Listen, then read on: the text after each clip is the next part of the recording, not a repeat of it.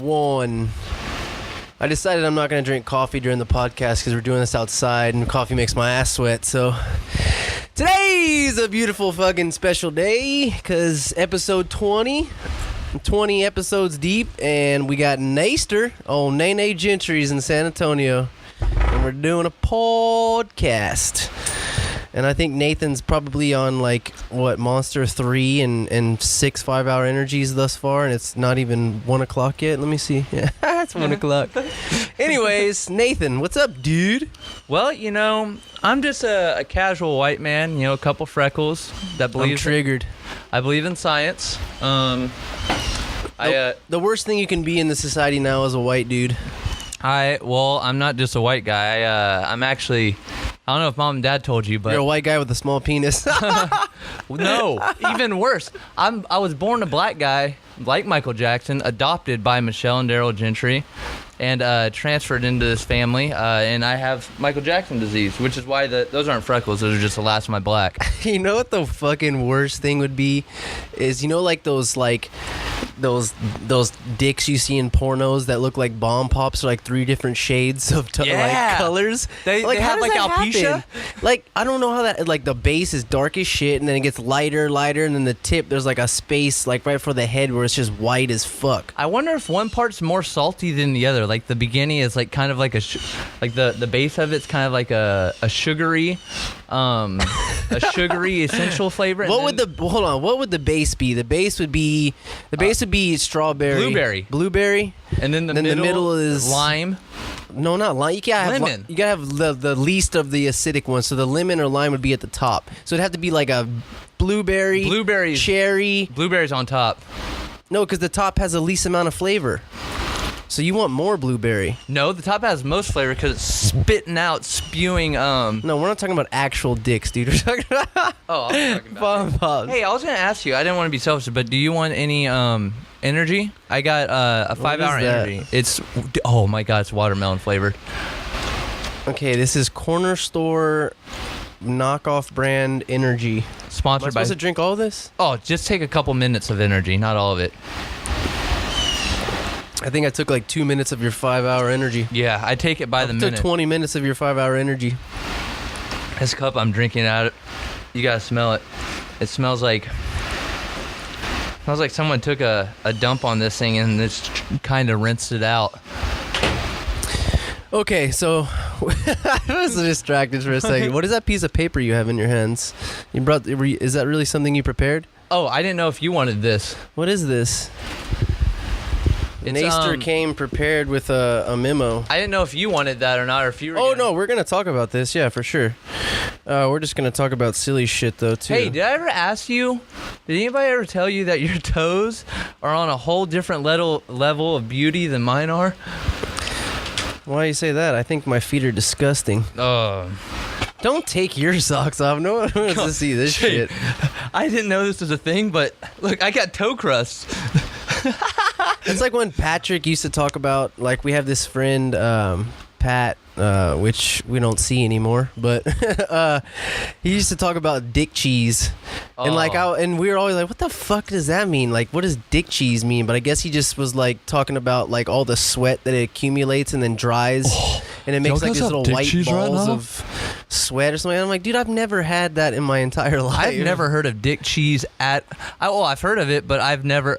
It's more like dick butter for me. I just sweat underneath my wiener, just under the base. The armpit. I mean, there's not much of a base, but where there is base. There's not much of a base? It definitely butters up. It doesn't cheese up, it butters up. Maybe you should bottle that. Speaking of Patrick, you remember when he used to spend the night and we had the bunk beds? And he was sleeping in your bed for some reason. You were sleeping on the floor. And Pat goes, "Hey, Shen, turn on the light." And then you turn on the light and Pat's just sitting in your bed with the biggest rock hard boner ever, butt naked in your bed. He used to love fucking showing his dick. It's a weird, it's a strange thing, right? We're so at the same time we're so fascinated with our bodies. We can hate our bodies so much, but we'll just sit here like I'm not into dicks. I don't want them inside of me, but I'll still appreciate a good looking dick, you know. Hell yeah. Because when you're watching porno, do you want to see a small wiener, or do you want to see a big old thrusting, hard knocking donkey dick? I'm more of like I'm towing the line, dude. I don't want to see some big old hog. Before I actually, it's just too much, you know. Like no, before I look at, okay. Go on. Sorry, keep on. But we have a transition here. Before I even look at the girls' knockers, I should make sure that that one of the captions in the porno says "big dick," because I know that girl's knockers are gonna be bouncing and it around. has to say throbbing with no G on the end. Just you know what's really cool? We're at Mom and Dad's house right now, and Mom now knows that you have a podcast. She didn't know before. Yeah, I know. I didn't tell her. Y'all decided y'all wanted to tell her. Much of like how fucking Heather just blasts out all kinds of strange shit. Well, I figured she knew, but I was planning on posting this on the local Facebook feed. This is probably not a good thing for Mom to listen to then. Yeah, you're gonna have to like take out every word that or every time because we've talked about penises more than we've talked about anything else in the last 4 minutes. I think we have some real structured conversation that we could have, but it'll get structured as my brain fucking maneuvers through this thing. That won't happen. But what I was gonna say is, you know what's really, really strange to me is I don't know when the last time you've been on Pornhub was, but do you like sit back and read the titles? Like the titles are like predominantly now like this. There's like this weird fetishized category of like stepdad banging his fucking stepdaughter or like mom banging her son. Yeah. Why the fuck is that arousing? Or I mean, I know they're not actually related, but people are like, that's like a thing. Like, you know, you want to watch people get jerked off with their feet. You want to watch anal. You want to watch whipped cream get shoved in some bitch's ass. Cool. But no, there's a fetish for like incest, basically. Well, the last story I've been following on Pornhub, it's just been an epic 5 episode series of just 5 minutes of sister gets it hard from stepbrother. Mm-hmm. Yeah, I mean, of course I'm jacking off to it, but it's because I know they're not really While related. we're on porn, have you and all of my buddies up in San Marcos, Ron, Nick, Steve, I got them all into this. Have you ever heard of new room massages? Oh yeah. Oh, they're fucking awesome. Where the Asian girl rubs herself down in oil and then just you're slides. about 10 years. You're about 10 years late, dude. Oh, it's fantastic. She just slides like what a about banana. What about the milking table? You know what that is? Is they that turn around and put their dick through the table, and there's a chick under the table? That's like reverse waterboarding. It should be called. That's reverse. It is kind of like reverse waterboarding. Just drips and cum. These flies keep coming around here. I want to swat the hell out of them like this thing is a baseball bat. But dude, isn't that fucking strange though? Like that's gotta be like rewiring our brain on some unhealthy level that people are like aroused by these strange like fetishes of like family members fucking each other. That's gotta be like that's gotta be on like some unconscious level, like wiring us in a strange fucking way. Because you think about that's how all evolutionary processes start out. Is some small change happens, and we as a species or whatever species it is either rejects it or accepts it and adapts to it, but it's a slow process up until a point where, you know, at the beginning it's this huge change and it's uncomfortable and we don't recognize the process, but as time goes on we adapt and we evolve and we essentially we take it on, and then it gets further down the line to a point to where it's just a part of us now, where we can't even remember the past where it was taboo. You know what I mean? It's how everything fucking starts, and it starts now. It starts with people jerking off to moms fucking their son, and then in fucking 20 years it's just going to be normal for people to be banging their mom because this is where it started. Think about it. That's how it all starts. Well, no, I think it's I don't think it's always. I think in our heads, because what do people like? What do we enjoy? The things that we can't do. That's why weed Right. was so fucking awesome. It was so much cooler to smoke weed when it was illegal because, well, one thing, it was a risk factor. We loved the risk, and now people are into like the fact that like, oh, it's weird to, see people banging their brother or sister on Pornhub.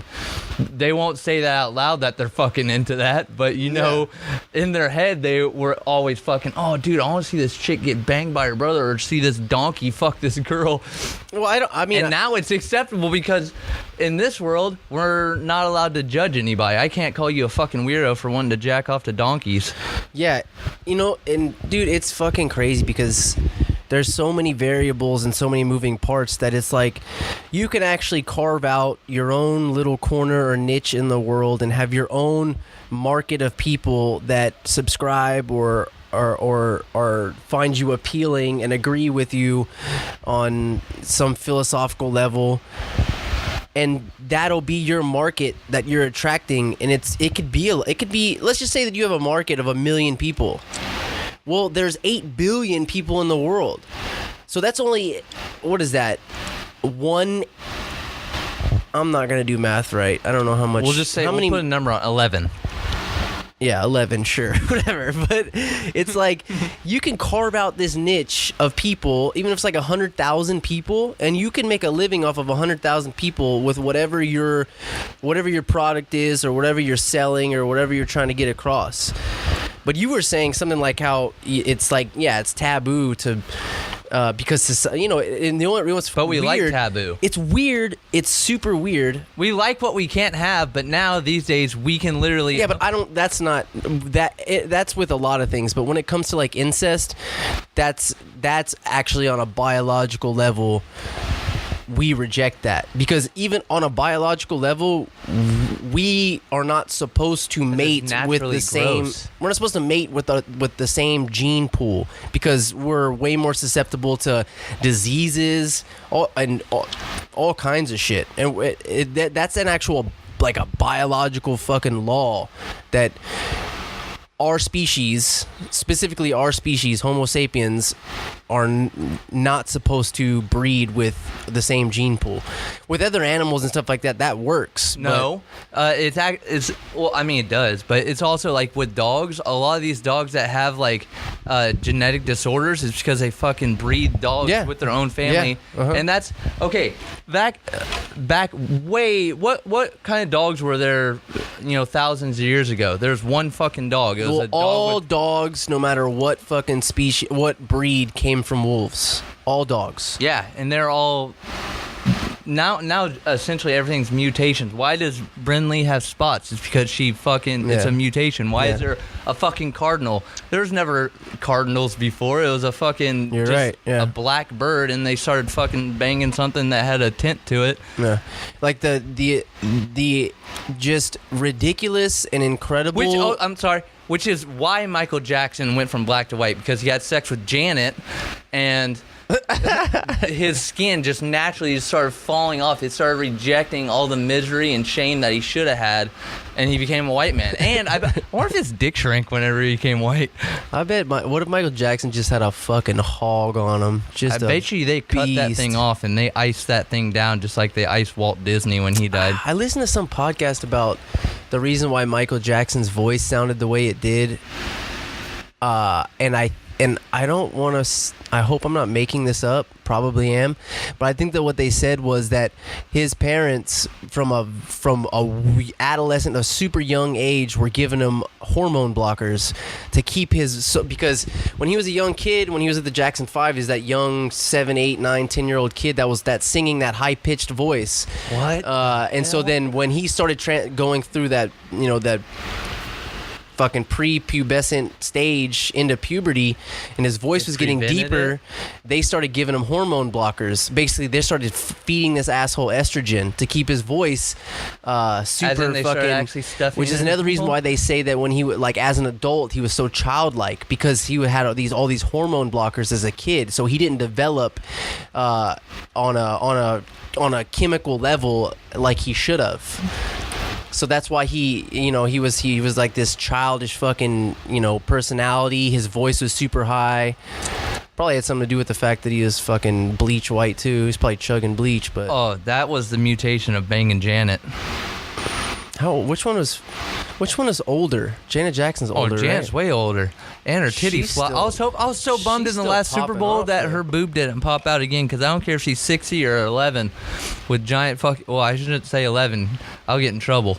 I'll say 18, and her titty flops out. I don't care how old those titties are. Janet Yeah, you has some can't big say- olds. You can't say 11. I have to bleep that out. I think this episode is going towards like to be more on Pornhub than YouTube. I don't know. That'd be cool if I was the first podcast to be on. No, I think Pornhub has a podcast. You know, Pornhub bought out Snapchat, right? No shit. Yeah, that's why when they say Snapchat me that DM, it refers to Pornhub, Snapchat. I don't know if that's true. I just heard one of the local African American poets by the name of 50 People still Cent. use Snapchat? Pinche Lou the other night was using Snapchat the entire night. Not only does he still use Snapchat, but he still uses Vine too. You remember Vine? I never had any of that shit. I just had an Instagram fucking 10 months ago. You fucking dove into this stuff like you've been using it for like 7 years though. Well, because the only reason I recognized that the only way I was going to be able to have some kind of reach with a podcast is if I was on a social media platform.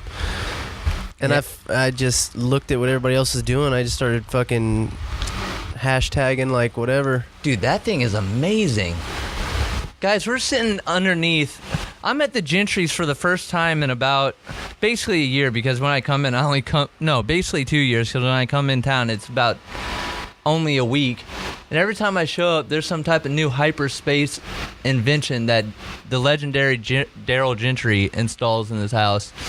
And we got a helicopter fan flying above my head, preventing my gooch from leaking all kinds of sweats. Oh, my back started sweating like a motherfucker already. Oh, I'm so good. Dude, I was just at the gym a little bit ago, and I had seen this older lady, super skinny old lady, and she was doing like tricep pull downs with the ropes, and this bitch was doing more weight than I ever, and she was like skinny like you, like super skinny, and she was doing tricep pull downs, and Which one is that? It's like you have the tricep ropes and you're pulling down. Oh, yeah. And extending your triceps, and she was pulling down like more weight than I usually use for those things. And So I was you had like, to amp it up just a little bit. no, I was just thinking. I was like, how strange it is, how different we are. Regardless of our physical attributes, regardless if it's like, strength is not implicit. Like you can look like. I mean, you can be a small person, but you can generate so much power. It's not like some It's implicit. like a pulley, like tall, lanky guys like us. It's like kind of like a pulley system, like when you pull shit through with a rope, Yeah. it can generate more power. But you're literally just pulling a rope.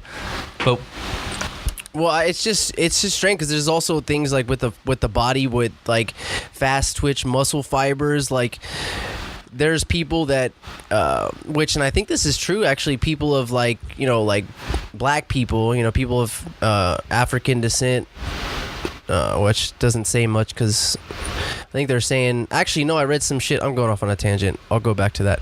But people like specifically black people have a higher propensity for muscle. Fuck the word I just said. muscle development? No, Or muscle fiber? high twitch muscle fiber, or whatever the fuck it is.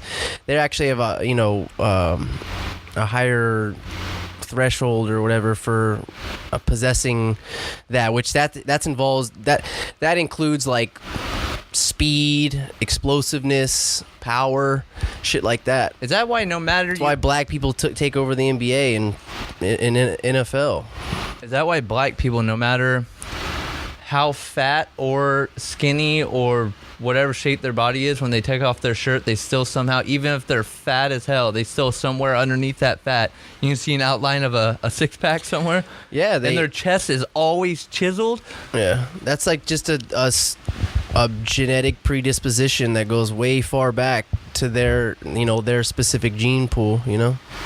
They're just that's just how it is, man. Like if you can go to certain, like people in like fucking like the same thing, like dude, like women in like Brazil or like Cuba, like big butts, just huge butts and just like high metabolisms, just beautiful women. By the way, guys, when I say anything about black people in this podcast, don't think it's racial, because I'll be the first one to tell you I love myself black women. And by the way, to anybody down south that wants to trade or send some black women up to Pittsburgh for me, that'd be fantastic, because I'm only dealing with Indian ladies up there. If you're into Indian ladies, I'll ship you down an Indian for one black girl. I don't care if she's a 400-pounder. I don't care what she looks like, what her name is. I feel like you're gonna end up with you're gonna marry like a black chick, which is totally legit. Were you at the dinner table when I told Dad that I was gonna marry a black girl? No. When? About 2 years ago, and Dad just didn't talk to me for the first time. This was also before, like, when Dad was more socially open to the world. But Dad just like turned and looked at Mom and didn't say anything the rest to me. Well, yeah, there's a generational gap there. I mean, Dad lived in a time. Well, he lived with Cecil Gentry. Yeah, people lived. Our parents lived at a time where racism was a fucking real. I mean, racism is a real thing. It'll always be a real thing. Racism has to still be around too. People need to understand that. Not racism, prejudice. Prejudice needs to be around because it's a part of our body. We need to be able to prejudge people. Well, it's for our own sanity. Well. Not be racist, but prejudge. If you're gonna look people. at it like how if you take it to like the Bible, they talk about like in a religious context. They say that all these anxieties and this self-awareness and these analytical capabilities that we have came from the basically this consciousness that we gained. When we developed consciousness, we were then able to observe the world, and we were able to find differences, like pinpoint differences between us and other people and other objects and other species. And then we started developing these bad habits and these patterns where we were judging ourselves compared to other people in a racially negative way. Well, the race thing is that really just came out of fear, which is what most thing comes out of. Like racial issues always come from fear, feeling inadequate. Somebody has or something dominant. that Fear and somebody dominance. has something else that you don't possess or that you want, and you're jealous or you feel inadequate. So you find a way to change people's public opinion about that specific race or person to benefit yourself. Yeah, but like what I'm saying is, like, nowadays, you know how we have to be so conscious about what we say with everything. We can't make a joke about or prejudge or profile anybody these days. But that's like the biggest like issue that we have in our world, and that the biggest like we're one of the biggest things that causes anxiety with us these days is the fact that we're trying to remove that conscience from our body of being able to profile somebody. Like if I were to never see you ever before, and I just walked up and looked at you, like randomly, I should be able to be like, oh, this guy is cool. This guy's a white guy. He can probably swim super fast or something like that. Or if I saw a black guy, I should be able. Like, whatever, he's probably good at sports. It's just a natural thing that our body does. And now we're trying to, like, remove that from our minds, not to be able to have that natural ability to, like, judge people and profile them. Yeah, it's really strange. Like, I had put out this post on Instagram yesterday of this picture that, when we went out, like, me and Nene and a couple buddies, we all went out the other night, and we took this cool picture, it was, and I had put some little rant at the, as a description of the picture or whatever. But in the middle of it, I had said specifically about how in the last 5 years that I'm thinking differently and talking differently and experiencing the world differently or whatever. And I notice it all the time now that before I knew it was there, that I had these tendencies to judge things or slap a label on something before I actually dove into it. It's the origin of that saying, "Don't judge a book by its cover." There's a reason why that's some kind of archetypal representation of how we view the world, and it's what strange. we need. Dude, and I catch myself now every time, like if I see somebody, like if I'm at the gym, especially the gym, because the gym is a fucking testosterone fueled fucking pit of just, fucking meatheads. Like everyone's there, everyone's there to work on not their health for sure, but there's this big kind of imbalanced reason people go to the gym to build this aesthetic satisfaction for themselves and their image and how everybody other sees people them. can judge them. Exactly, they want to be judged in the best light. So I'm not gonna lie, that's something. I want to feel good about myself too. So I go work out and shit. That's half the reason I go, but the other half is because also I don't want to die when I'm fucking 50. So I do these other things. I don't want to fucking live past 51. You know how horrible life gets afterwards? Not if you're healthy and you eat good. Oh, Shane. You can live to be a fucking 100. We had a grandma that lived to be fucking 99 who was still doing marathons. I don't want to be on the Rattler when I'm 51 years old wearing Pampers about to shit myself because well, then don't fucking eat so shitty. You'll be fine. Oh, there's no way. I'm giving up. Oh, I had to give up my Raising Cane's. I don't got that in the Schittsburg. No, but what I was saying is I was at the gym earlier, and you walk past people, and for some reason, not for some reason, there's a reason for it. I know the reason, but I've talked about this already too much on the podcast. But I'll judge a person, or I'll like construct some kind of fucking altercation or situation with this person in my own head based on how I believe they are, and I've never talked to them, never met them, and I catch myself now and I'll have this like whole internal dialogue where I'm like, dude, what the fuck are you? What are you insulting this person for, or degrading this person for, or why are you having this internal dialogue, this negative internal dialogue about a human being you've never met? Sometimes it's not negative. Sometimes you're just judging them, though. Yeah, think about how many times before you've met somebody, you've placed some kind of preconceived notion on them negatively, and then you meet them, and then they end up being your friend, or they end up being someone fucking real solid the time. That's exactly how I was before I moved up to San Marcos. Like, I was always kind of like how Brandon is. You know how Brandon, like, he'll like judge somebody, or I don't want to go fucking hang out with those people. I don't want to fucking talk to nobody. Right. But like, I was real negative towards like everything like that. And then when I moved to San Marcos, like everything socially, like all those cognitive like judgments and negative thoughts about other people like just went away. I think it's like based on like the self, the ego. Yeah. Everything bounces off the self and the ego. We're selfish fucking monkeys. That's what we are. Because the reason we're selfish is because we have to survive. And there's this fear of scarcity. So we want to take everything we can and hold it for ourselves. We want to hoard everything we can, whether it be physical, whether it be fucking metaphysical, or be spiritual. No matter what the fuck we're talking about, we're trying to hoard everything. If we're on a spiritual realm, we want to fucking take all the spirit. We want to be the pastor. We want to be the preacher who has all the spiritual guidance and power, and fucking slam it in other people's faces like this fucking criminal Joel Osteen. If there's ever been a goddamn criminal, this motherfucker, this dude, how many people, dude, this guy is a freakishly rich person in Houston, Texas. That owns his church is a former fucking stadium. Didn't he used to live here?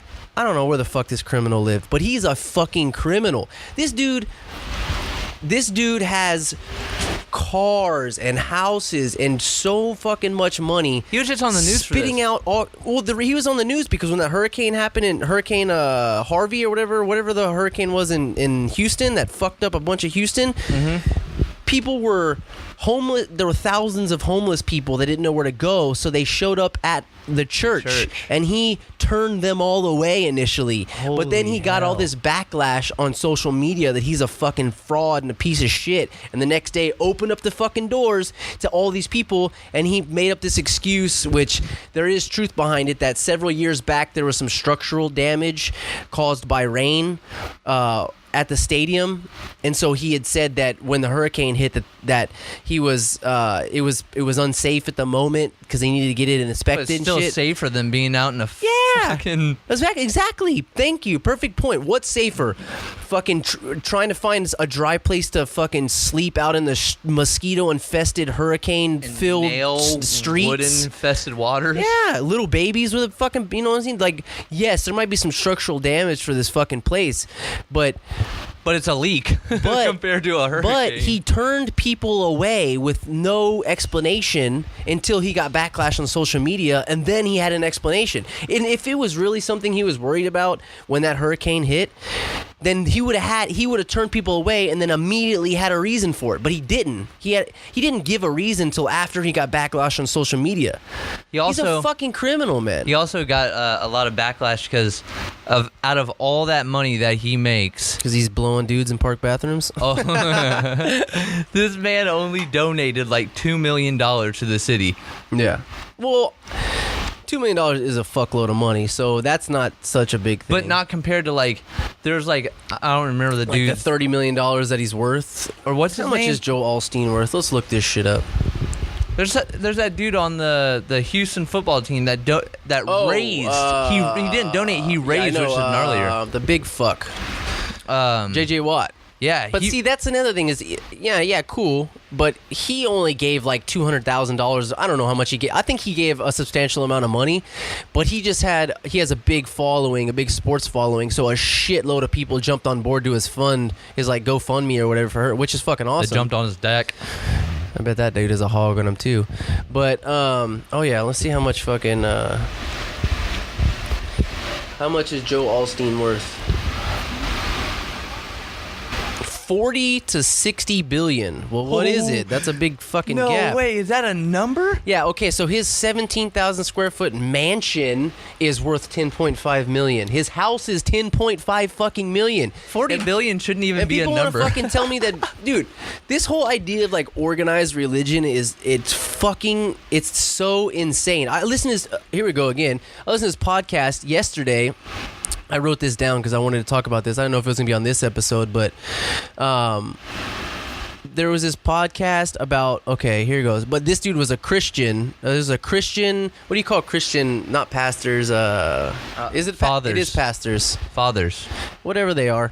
Dudes. Yeah, Christian, I wrote it down, Christian pastor, where this lady, she was being beaten by her husband, like fucking savage domestic violence, where she was showing up to church with like 2 black eyes at a time. Her husband would never go to church, just her. She was going to church, and then so she would go talk to this pastor in confession or whatever, and this pastor, his advice was, first thing I want you to do is pray. You're going to stay with this man and you're going to pray for him. And he's like, and his advice was like, when he goes to sleep at night, I want you to quietly beat the shit out of him. quietly sit next to him when he's asleep and pray for him. That's what his advice was. And then he said, the most likely case is it's going to get worse before it gets better. He'll probably do it again. And I was like, that's the fucking advice? No, you're a fucking pastor. I was like, praying to some fucking long-haired, bearded white dude in heaven or whatever is not gonna. He's not gonna fly down here and prevent this guy from punching this bitch right in the fucking mouth again. And show up and have a one-on-one with this guy who's beating the. What this stupid cocksucker should have said was, go to the fucking police and then pray for him. Pray that he'll get out of jail and be a better man.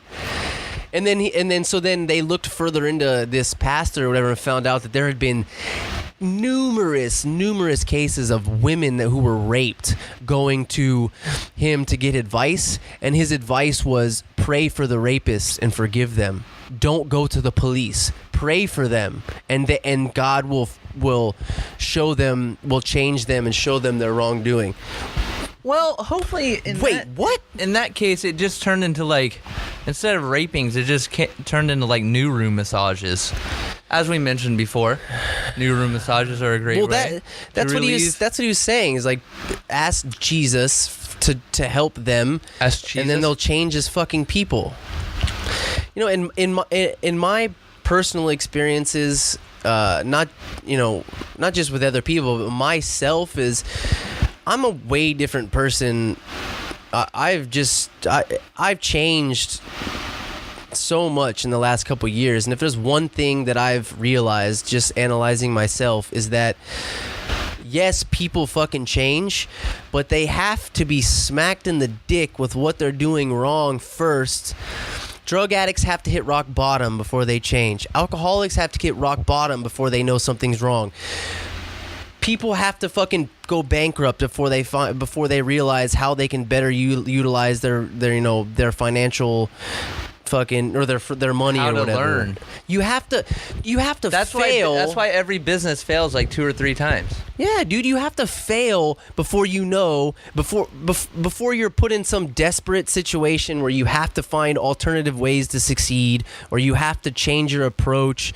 With me, dude, I was losing my mind for like 2 years, man. Like, I was not the same person. I heard it from you. I heard it from Mom. I heard it, dude. I knew it myself. Like, but it didn't matter who told me. I had to feel it for myself before I knew what direction to step first to fix it. You know what I mean? Yeah. Because everyone can tell you you're wrong, but if they're just giving you reasons why you're wrong, but not reasons how to help, or reasons how to change, or some kind of direction, then it's pointless. It's like telling a fucking dog. It's like telling a dog, a strange dog, to go away. They don't know what the fuck you're saying. It's like trying to train a cat. They don't know they don't know what you're saying. They don't speak English. Spoiler alert, guys. Dogs don't speak English. What they do is they just recognize patterns and pitches and tones, and then they fucking evaluate their decisions based on your fucking tone or they have your slight pitch. Knowledge of Spanish. That'd be cool. That's why they had that fucking Taco Bell dog for a very long time, which sadly, guys, we all do. I know we just talked about religion a lot, but we do need to take a moment of silence for the Taco Bell dog who recently passed away. Yeah, he died. That Chihuahua? Yeah. And speaking of Chihuahuas, I was at the river the other day and I saw a fucking one-eyed Chihuahua there floating in its own raft by itself. It was one of the most mesmerizing experiences I've ever seen. You're one of the most mesmerizing experiences I've ever seen. It's these goggles. All right, so I didn't want to just talk about dicks and God. I wanted to. Hey, dicks and God go hand in hand in this household, you know. Okay, so we're gonna talk about you and your. Oh, God, Nathan just throw some fucking gum and just. I tried to feed it to the neighbor's dogs. We'll get that after the podcast. All right, so you of course, you lived here and you moved up to Pittsburgh. Well, let's go back before that. So you graduated from Texas State with a communications degree, right? I got my bachelor's in mass communications with a concentration in electronic media. Digital media? Same thing. And then I got my minor in photography because, like, I think you said this in your last podcast, photography is like essentially like a trade. Once you know what you're doing, People don't need to see like a degree for photography. They just need to see proof that you can do it. Right. And then, so I got the degree in electronic media, so like, I can work with like San Antonio Spurs, the Stars, Philadelphia Phillies, and I can write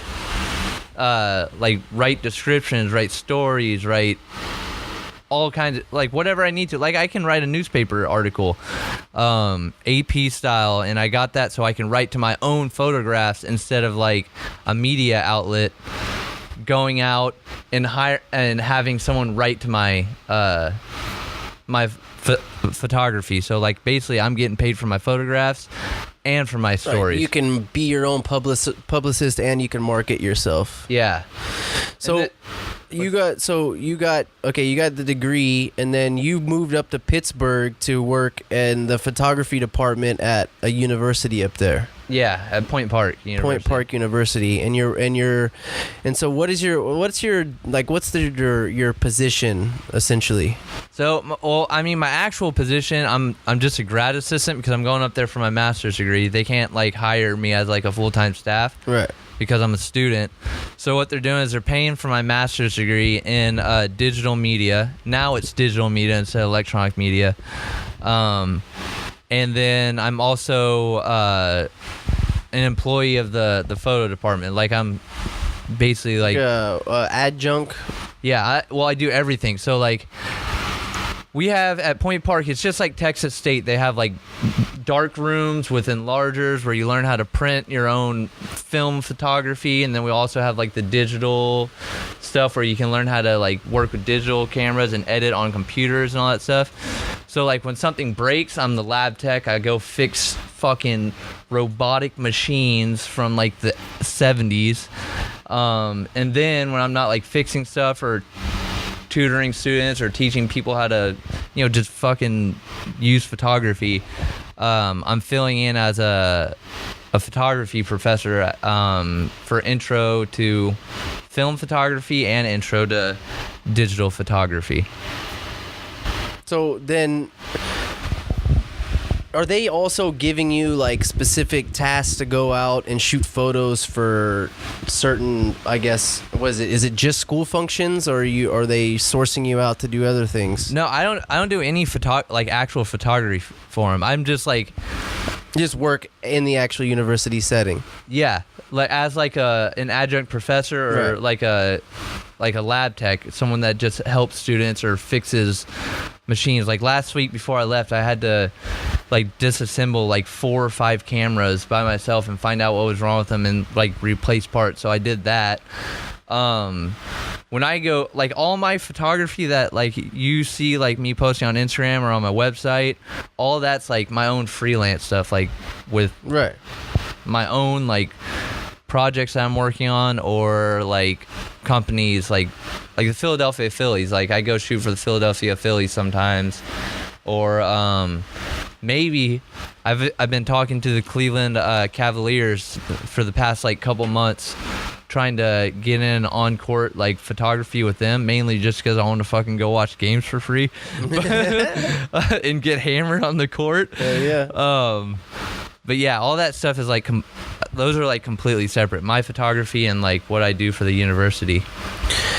So, do you ever feel sometimes, because like just the level of transparency that there is now in society with the technological advances and these social media platforms, do you ever think about how you're sort of a conduit? Is conduit the right word? You're essentially contributing to this whole process, the whole change, transparency, being someone who is being someone who produces, like photographs. You're capturing moments. You have you're behind a lens. You're exposing moments like of bringing time, out, like truths and stuff. Yeah, especially, like that's what you're trying to say. Like in this day and age, like how everything, like a photograph. Well, you're capturing moments and you're essentially solidifying them in in not just in history, but forever. Like it's you're helping this process grow of almost absolute transparency, where there's an eye on everything. There's proof of everything. Privacy is far less privacy these days. Do you ever think about like that strange dynamic of what you're doing and what you're contributing to society, and that balance of people's privacy or that transparency? Do you ever think about that? Yeah, and that's why I like it so much, because it's gnarly Because, I mean, yeah, you're bringing out the truth, but the gnarly part is, like, you're taking pictures, or in my case, you're taking pictures of people or things that don't want to have their picture taken because they don't want to be exposed. They don't want to have their story put out and be misconstrued in a certain way that they don't want to be, I guess, looked at, you know? Like, for that project that I did with the red door, the first day I showed up, like, there's a line of homeless people wrapped around the block, and I show up with thousands of dollars of camera equipment, filming them, and they were like, what the fuck is this going on to you? What are you gonna do with this stuff? And I had like probably like 4 or 5 people come up to me, and like they weren't shy about it at all. They said, get the camera out here, I'm gonna beat the shit out of you, I'm gonna rob your ass. And I had to stay there so that I could continue like building a rapport and getting a story. Document the people that are willing to do it. And that's the stuff that I wanted too. Like, I wanted to get their expressions of like their anger and how they don't want to be exposed in a wrong way, you know? Because when you think of a homeless person, what do you think? They're fucking nasty, they're gross, they're probably there because they smoke crack, and they're the lowest on the hierarchy of, you know, our species. They're the bottom of the barrel. They're the shrimp of fucking the crawfish of species. They're the cockroaches. That's what we think about them, but I mean, a lot of them are, but especially in Austin, you'll see like people are just naturally just put in positions they can't handle, like veterans. They come back from the military and they're not fucking helped at all. That's fucking gnarly, dude. Most of them probably have extreme mental fucking issues, you know, like PTSD and shit, that their brains are not firing right. Yeah. You know? But there's things that to help them. Like if I and I'm not broke at all. I don't need this at all. I make enough money to support myself, pay my bills, get groceries, but I get SNAP food benefits, and I get fucking full medical insurance, and I don't fucking need that at all. That could go to somebody who actually fucking needs it, and they're just giving it to me, but I'm gonna take advantage of it. Yeah. Do you guys, so like do you have to, whenever you're approaching people like this and they see it, you know, they're unwilling, or maybe they are willing to take these photos, like, are you getting people to sign off on things so you're not held liable for anything? No, because there's like a clause or a statement. I can like get in trouble if like I deceive them, I make a lie or make something up about their situation or them in general. Right. That's so deceptive. You take a picture of a homeless person, you're like, this guy was just smoking crack right before I took this picture, but he really wasn't. He could sue me. But if I'm doing it for like out of honesty and it's for educational purposes, like that Red Door story, yeah, we're gonna get into that. I want to get into that the red. Okay, so. Well, you do want to talk about that, or you want to talk about let's talk about the Red Door project that you did before we talk about your ADD project. Yeah, I thought when you said that you were just talking about me having ADD. I forgot I had a show coming up. No, we'll close on that because that's super exciting. But well, let's talk about the Pittsburgh file, and then let's talk about the Red Door file. So those are projects that are completely solo freelance files. Mm-hmm. And what was the idea behind the Pittsburgh file? You moved to this new place. It's a change of scenery. You just wanted to capture, you know, the area, this new area that you're experiencing, the culture, the landscape, the architecture, and just the diversity between two areas that you lived in. Yeah, so when most people move from, especially right out of college, they either move home or they move somewhere like not too far. Like they'll move to another state, but not too far. I moved to the complete polar opposite. Yeah, you moved pretty goddamn far away. Yeah, I moved to the opposite end of the country, and every single thing is polar opposite. Yeah. The weather right now is 100 degrees up here, down there. You mean down here? Yeah, down here. And then up there, I woke up one fucking morning and I called Mom, and my phone said 0 degrees, and I never had seen. I didn't even know. You tap the screen? Yeah, I didn't even know it got to 0 degrees in America. So like, I was fucking freaking out at that time. I didn't. Well, even, 0 degrees is 0 degrees Fahrenheit is 32 degrees, right? Because anything under that is freezing, or is it 0 fucking degrees? 0 degrees, like, and that was the week. Like there's no degrees. There's no, there's, dude. There's just no degrees. I was like, what does this even mean? Like, do I live anymore? Man, that was a stupid fucking question I just asked, but we'll leave it in there. Yeah. But like the Pittsburgh file, yeah, it's basically, you know what Flickr is, right? Yeah. That's basically all it is. It's just me fucking walking around, because that's what I do. Like, because I work downtown, everything I do downtown, and I'm just walking around with the camera all day.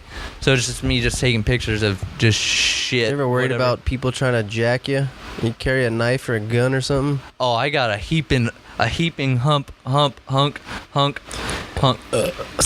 can. Steel? I got a can of pepper spray that'll spray somebody's dick off in a You know what you should do? Just carry around a dildo in your back pocket, and then you pull that thing out. Nobody wants to get close to some man with a dildo and a camera. I want to get a giant double-sided dildo, and I'll have dad just get like a dildo, like get one of those dildos that are like a dildo and then like a fucking anal massager. You just turn it on, like pull it out, and turn it on, and just stick it in their face. Nobody wants that thing go off, and it'll just be vibrating as I go down the street, and people be like, "Hey, your phone's ringing." I'll have to pull it out before I even have to use it. Nobody wants to fuck with a guy late at night with a dildo in his hand, you know? Are you kidding me? That'd make an awesome conversation. If I saw a man walking down this street right now with his dog, yeah, but you're a weirdo. The normal person is not going to want to approach the guy with a fucking vibrating dildo and ass hey, man, massager. You know? Is that a dildo in your hand?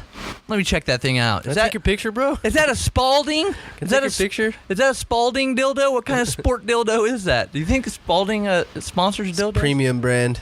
Oh, fuck, Wilson.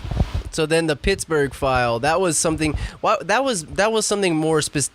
That actually had a concept behind it, right? It was. It was.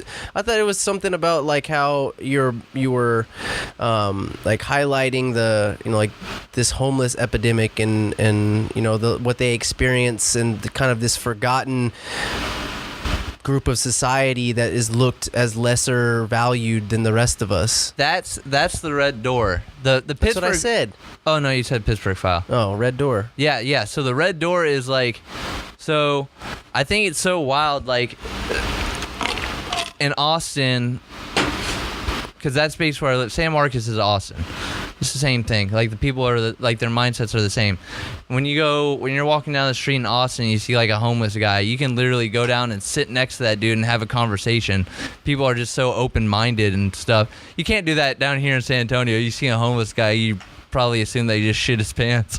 You want to stay away from him. Well, it's got to be different too. Like homeless, it's crazy if you really get into it. Homeless people are different depending on their surroundings. Like in San Antonio is this big city, and it's got this downtown aspect of it.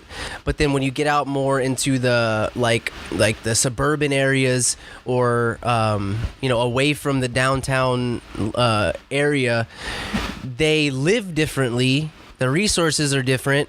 They sleep in different places.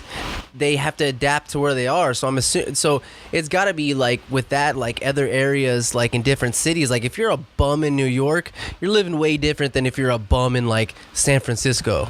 Or no, because that's another big city. So like if you're a bum in like, let's just say fucking San Antonio or something, you know what I mean? Like you're living differently, like based on. It's so much harder in different places. Like in San Antonio, I would not want to be a fucking bum just because it's so spread out and everything. So spread out, like it's so fucking hot. Like people, I mean, we're used to it. Homeless people are obviously used to it, but like just the fact that you have to sleep on a fucking ground that could fry an egg is fucking terrible.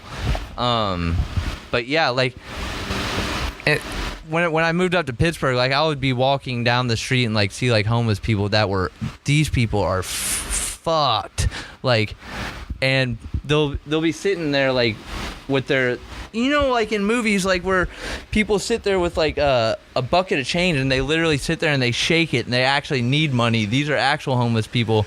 People are walking by them nonstop, and it is fucking nuts to see like hundreds of people walking by this one homeless guy, and nobody even knows that homeless guy is there. Nobody. Like, you don't even see him. Right. Except for me, because I'm walking around all day and I'm ADD and I stare at fucking flies that are landing on my glasses and all over the place. So I just, like, every day when I get off the bus, I start walking up to work and I see, like, this line wrapping around the corner coming out of a church. I didn't even know it was a church. I just saw a place with a red door, and people, like, camp out, wait there. It's like a soup kitchen or like a that's what it food is. Pantry. Yeah, and I didn't know what it was, and I was like, what are all these fucking homeless people doing? Are they about to fucking have a DJ dance-off orgy inside this place? So I was like, hey, I want to get in on this orgy. And no, I actually got there in time to when they actually, like, opened up the door and started, like, giving out services, and this is the only place I had seen. By services, you mean blowjobs? Yeah, fucking sweaty ass slobs on your knobs. But, like, there's this one lady named Heidi who's in charge of, like, the whole Red Door ministry, who... Oh, Heidi? Yeah, she, like, single-handedly, like, started this organization herself where she gets, like, organizations, like, their place, it's just Lubies, basically. But up there it's called Quaker Steak and Lube. That's what I'm talking about. Yeah, she gets, like, that place, a whole bunch of catering places to donate food to her church, and she helps out these people with food, coats, socks, anything they need to live out on the streets just for one day, just to make it for one day, because that's, like, their own, like, that's their priority, to make live day by day. Yeah, that's what homeless people have to do up there, because the weather's so gnarly. You have to survive one day. Hopefully you can make it. Yeah, it's the only place I saw that, like, acknowledges homeless people. And Pittsburgh being so big, there's so many, like, homeless people that I see, like, all over the place that don't even know about the Red Door. And that's the purpose of the documentary, is, you know, for people to see, like, what the Red Door is, and, like, give it a name, get people to see that there's someone out there helping these homeless people, so that other homeless people can walk their asses across town and get some fucking food and a coat instead of fucking shivering their dicks off on the side of the highway. Dude, it's weird if you think about it, man. It's like when you're looking at homeless people, it's like you're almost looking back in time, because they're living in a way more fucking primal way, where, like, back then when we were, like, you know, hunters and gatherers and foresters, that was their mindset. They had to, every day they woke up, it was surviving that day, finding something to eat that day, finding water for that day, not getting your asshole ate out by a grizzly bear that day, like, just surviving another day. And that's how homeless people are. Not getting a hellbender up your ass. Right. It's, dude, like, looking at homeless people is like looking at a more primitive version of us. It's like they're not really sharing in the same technological space or superior space that the rest of us who are contributing to society and paying taxes and all this other shit are doing. They're living in this way more primitive way, where the every day is the day they go out and find what they need. They're still fucking foragers, you know. That's what they are. They're just these primitive beings that are the same species, but they're not living in the same realm that we are. Yeah. Which is the fucking concept of the, you know, what I named this podcast was Simulation Clearly, which is payoff of simulation theory, and the fact that the life that we're living, there cannot be one finite, definite fucking reality, because everyone's viewing their life in their own perspective. They have their own thoughts in their own minds. They fabricate their world around them through how they're interpreting their surroundings. So the fact that we say that the fact that we define life to be this one thing, or existence to be this one thing, it can't possibly be true, because that would have to mean that every person that's a part of this consciousness would be believing and thinking in the same way, and perceiving in the same way, and we're just fucking not. Yeah. You think that a homeless person does not think about this life and even live this life the same way that me or you do. And I don't live my life the same way you do. So Yeah. that's the whole concept of the simulation theory, that this is all just some generated simulation. So they say a computer simulation, but I think it's a spiritual, philosophical simulation that we live in, because I know that there's certain tricks you can play on your own mind. Like I noticed this too. Like maybe you don't. Okay, let's say that you go to the campus one day, and like I don't know how much you like your working there, but let's say someone shows up to their job that they fucking hate. Like for me, I hate my fucking job. When I show up to these stores when I'm working, it's a different feeling and a different mind space, a different headspace than if I go to that store and I'm not working that day. I feel differently. It doesn't even look the same. It doesn't even look the same to me. Like I can go to an HEB that's one of my stores or on my account, and if I'm off that day walking to the HEB, it doesn't even feel like the same store, because I'm not in this. It's not in the same context as when I'm working. I'm not in the same mood. I'm not thinking the same thoughts. It's like that Truman Show. Like Yeah. it's all fake. It's Right. just a And mindset. that goes right back to the whole simulation theory. That's why I never knew what simulation clearly was, and that's actually what I was. It's a play off the simulation theory. Simulation clearly. It's a play off that.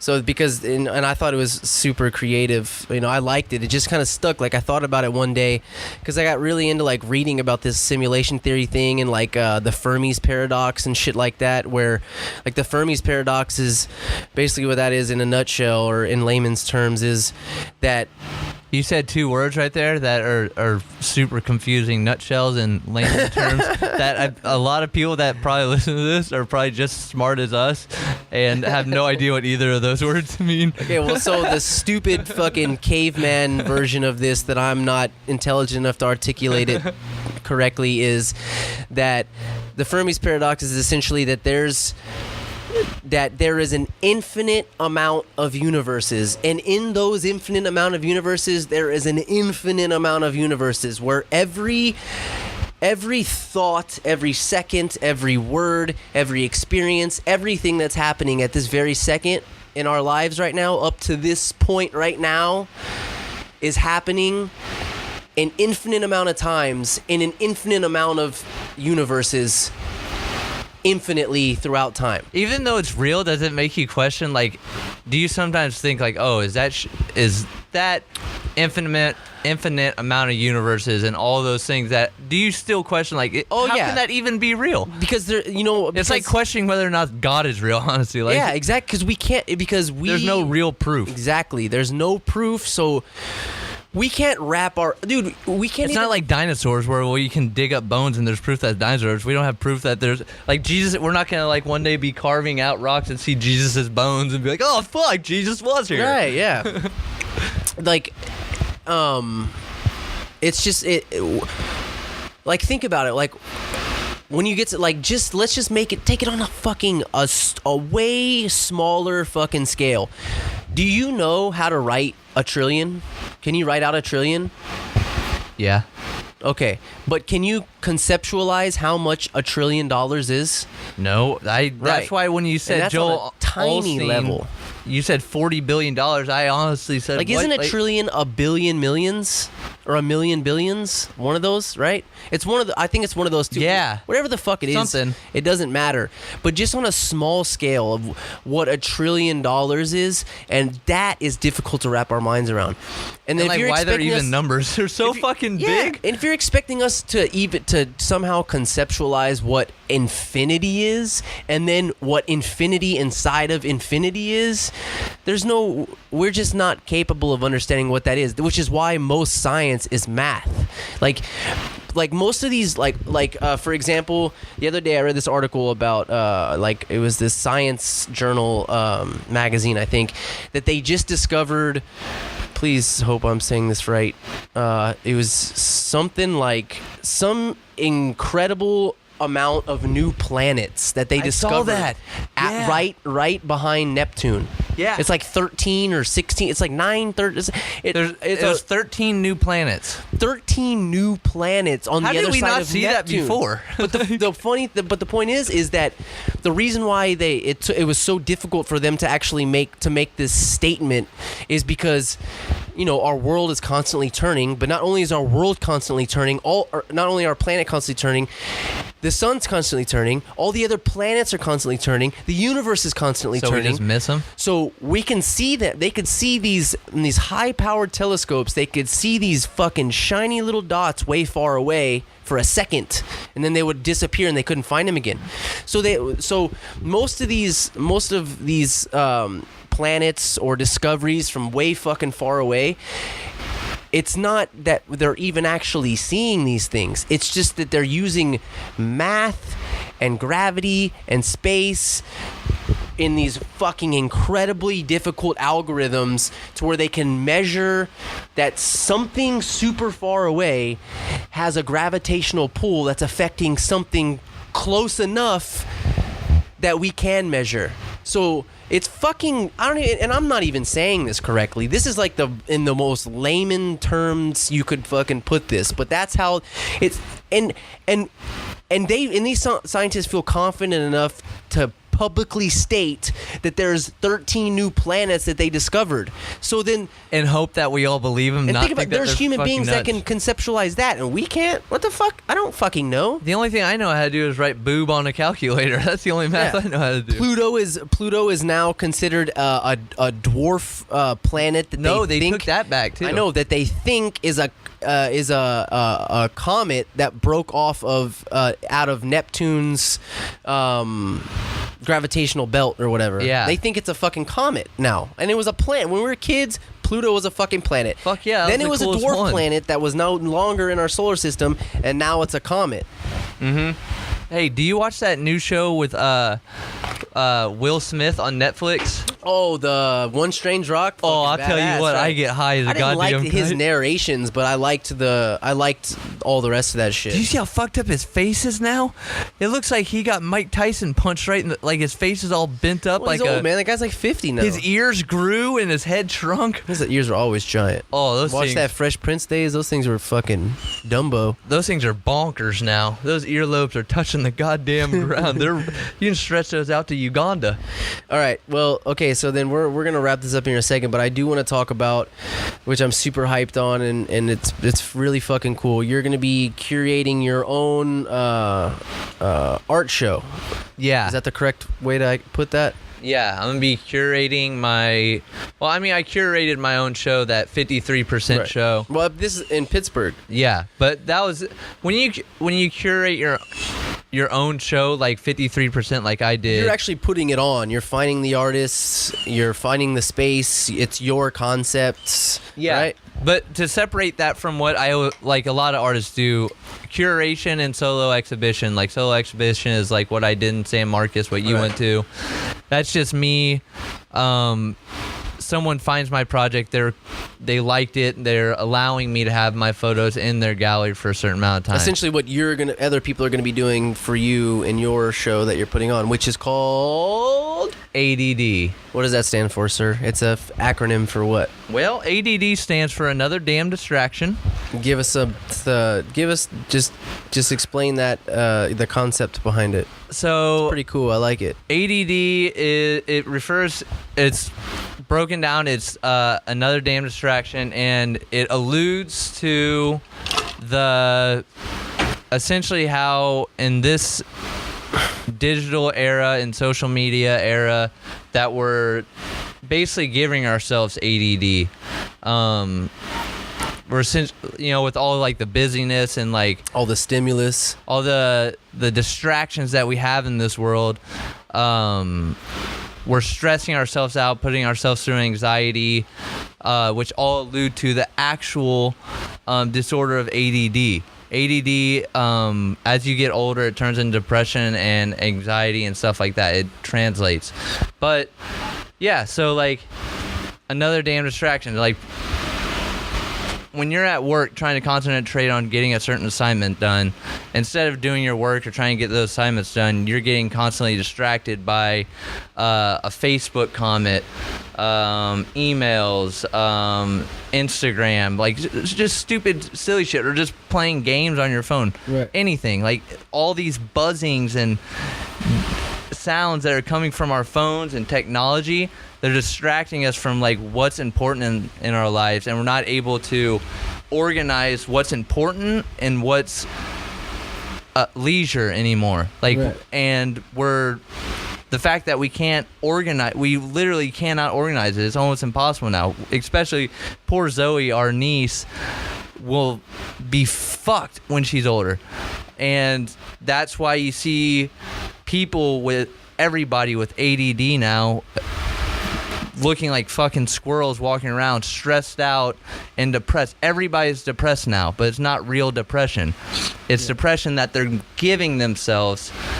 It's from self-induced mental health issues. Yeah, from the fact that they can't concentrate on what they actually need to do before they go out and do leisure. Remember, like, as we were kids, like, we would come home from school. What would our parents say?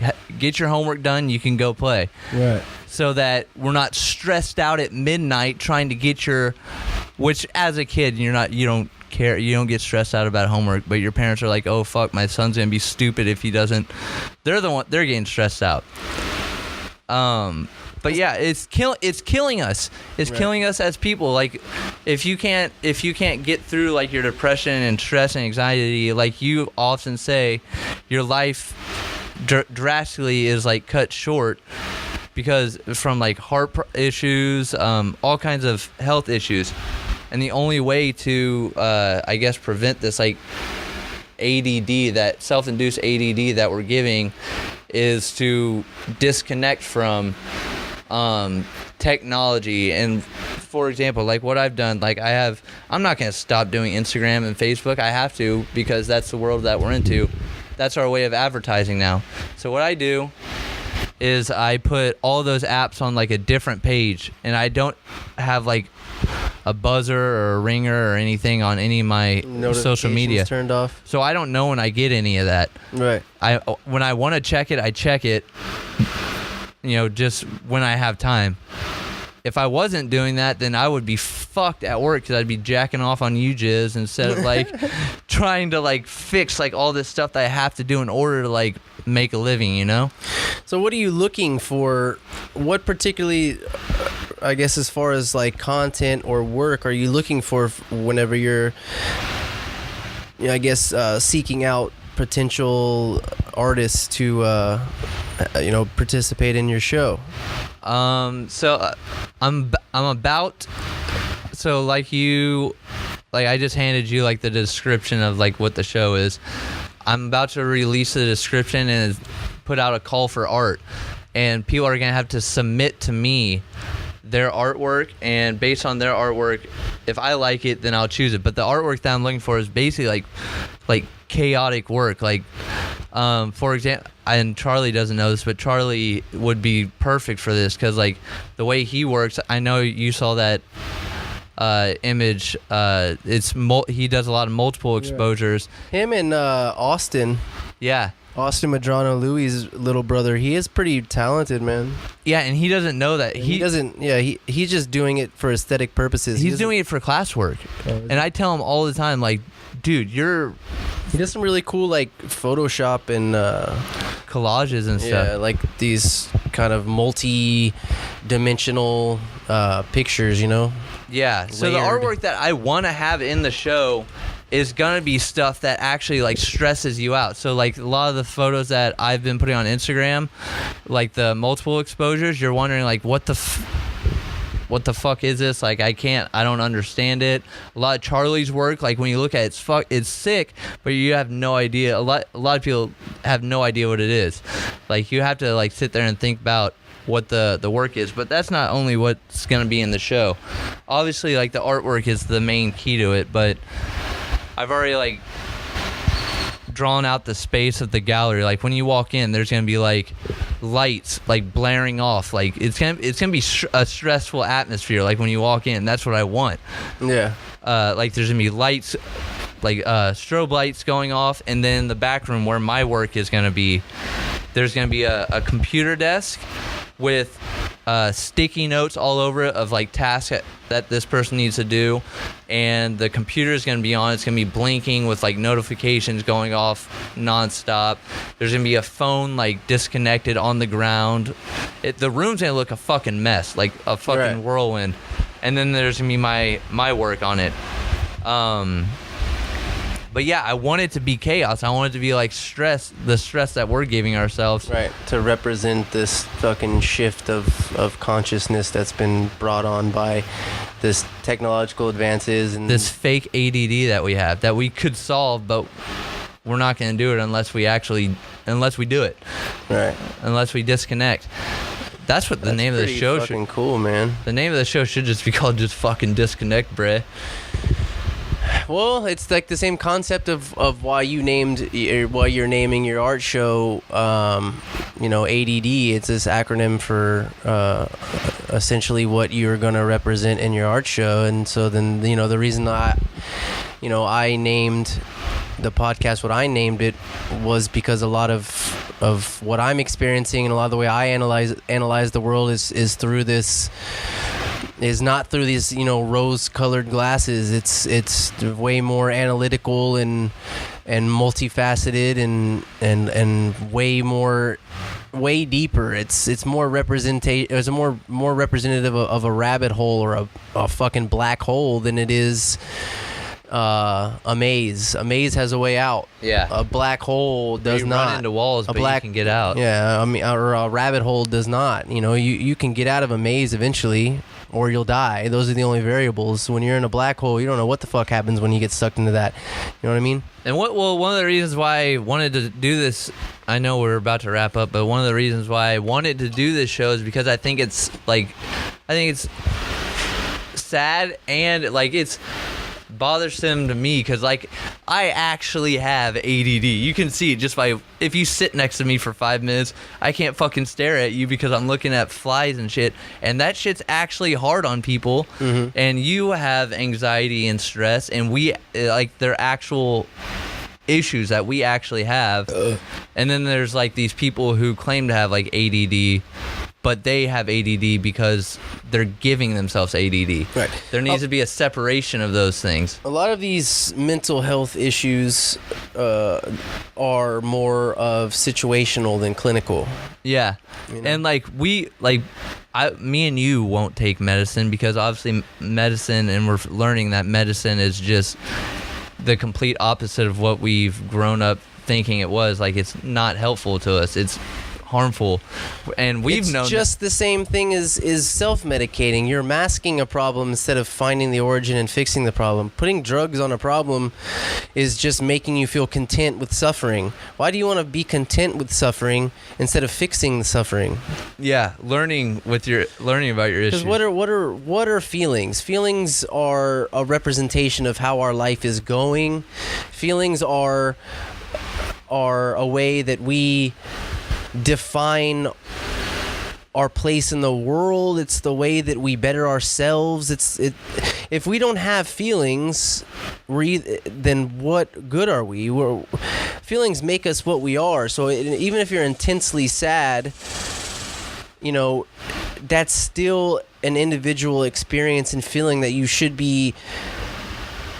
You don't have to be grateful for it, but you do need to be aware that it's there, and you need to have the power to analyze it, and because that's the only way that you know how you're going to fix it. You know what I mean? So that's basically like the underlying the jizz of it. Basically the jizz of it. That's the heaping load of it. I just think it's so fucking annoying. Like, and it's not that much of a separation between our age and someone that's 22. Like, because I work at a university where there's like kids that are like 22, and I see these people fucking freaking out because they have 15 Instagram messages that they have to respond to, and I'm like, dude, you also have 15 fucking assignments that you need to finish. Which Yeah. one do you need? Do you actually want to graduate and finish school, or do you want to fucking tell your friend that you just had Rita's ice cream and you're about to shit your pants? Which one's fucking more important? Like, your stresses are not real stresses, and me and you and people who actually have like ADD, and ADD is depression. People, when you're younger, ADD comes off it's as a like mental health issue. There's a lot of them. There's a lot of subcategories, but a lot of them it changes too. Like, as a lot of them coincide with each other. I'm obviously a hyperactive motherfucker, but like also as you get older, that hyperactive can turn into depression or anger or anxiety. I got anxiety. You went through, or you have more of like an anger thing. Like you can fucking. That's the way that I dealt with anxiety, with uncomfortability and anxiety. Some people shell up. Some people cry. Some people can handle it. And then the way that my anxiety would manifest, or how I would deal with it, was I used anger to push my way through it, which was a negative, toxic response. I think the one real solution to all this and my anxiety and my ADD is, and this is a shout out to all Texas, if y'all send me one black woman to Pittsburgh, it'll relieve all my stresses and my pains. Okay, we gotta wrap this up. So yeah, we just did an hour and 20 minutes. So Holy hell! So as far as plugging this, your work, you have a website. What is the website? Nene Shoots. The fuck is it? My Instagram is NeneFlix. Oh, I know that. But my website is just NathanGentryPhoto.com. NathanGentryPhoto.com. And there you can see like all my fucking projects. And when is the art show gonna be? So ADD is like still like in its preliminary stages where Right. I haven't got the artist, but like I got the gallery already and the space, and it's set to be in January of 2019. So Woo! There you it'll go. go on for a full month. So if you are listening to this and you have some fucking crazy artwork that makes people think, it could be photography. It definitely like 3D work. If you think you have work that makes people think and alludes to chaos and anxiety, or something that breaks people's mindsets down, then start submitting your shit. All right, there you have it. Thanks for doing this, dude. Hey, man. We gotta take a picture, and I just thought of the perfect idea. Everybody stay tuned. All right, that's the episode, guys. Check out Nene's photos. Just fucking say hi to him. Fuck, he's a cool guy. So I got 4 eyes. Oh, and I have vision. Guys, I have vision insurance. So I'm getting a new set of glasses that are possibly plastic, and those real round ones that a lot of people have. I'm gonna be fucking hip as hell. So say hi to me. All right, love you guys. Bye bye.